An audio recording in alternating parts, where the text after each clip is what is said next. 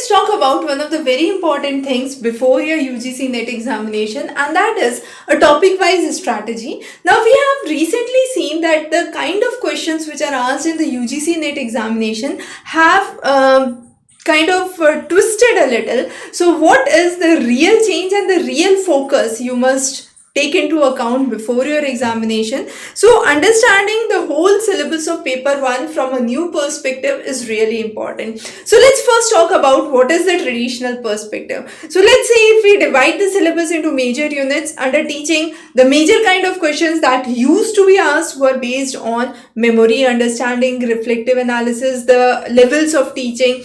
Under research aptitude, it was the type of research, the steps of research, the types of sampling, probability, non-probability sampling. Under communication, basic questions pertaining to verbal, non-verbal communication, simple calculations from data interpretation, basic formulas being asked in maths and in logic, basic questions which could be solved using Venn diagram. This was the traditional so-called approach up till 2022-23. However, in the recent few papers, we have seen a twist in the kind of questions which are being asked, and let's understand what are the major focus now for each of these topics. So for example, if we talk about teaching aptitude, Gagney's theory, Gagney's learning hierarchy is one of the very favorite questions nowadays. Similarly, Bruner's theory is again often asked. Then again, the online methods of teaching. Under the online methods of teaching, what is MOOC classroom? What are flipped classrooms? What is the approach called blended learning? Those kind of questions become very, very prominent. Then, under the research aptitude, ethics is one of the major focus areas.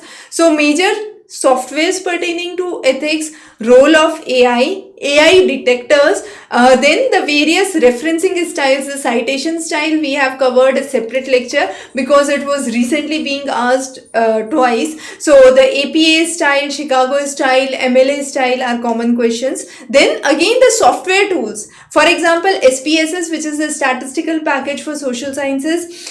Similarly, we have Mendeley. Then there is Turnitin. So these kind of softwares and its role in research become important. Communication, the barriers to communication are really, really important, and in this, the psychological barriers, the semantic barriers are kind of questions which are commonly asked. Along with that, what is media literacy? Under media literacy, we focus on the questions pertaining to, let's say, fake news, confirmation biasness. So those kind of topics have been seen a lot in the recent days. Data interpretation, by and large, the questions remain more or less the same. The only thing that you have to remember is the speed calculation. The calculations are now not very simple. You need to have heavy calculations. So quick tricks and approximations would help you work very, very fast with data interpretation. The next, under mathematics, some of the major favorite topics nowadays are compound interest, simple interest, profit loss questions.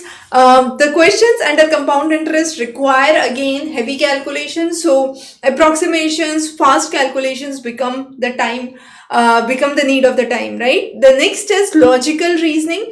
Under logical reasoning, so far the questions were pertaining to what is Praman, the basic concepts. However, now the major concepts deal to fallacies, both Western fallacies and Indian Hetvabhas. Even comparison of what Hetvabhas and Indian fallacy would be equivalent to the Western fallacy, right? So those kind of questions become important. That means, for example, Viruddha or Savyabhichar, how do you identify these fallacies, these Hetvabhas, and how do you relate those to Western fallacies? So that means not just knowing it, but having analytical approach to solve these kind of questions is really important. So those are some of the important things that you must focus for your the kind of shift in the question paper. Again, contemporary information related to environment, education and ICT becomes really, really important. So stay tuned, of course, for more important topics, and we have covered series of expected questions before your examinations.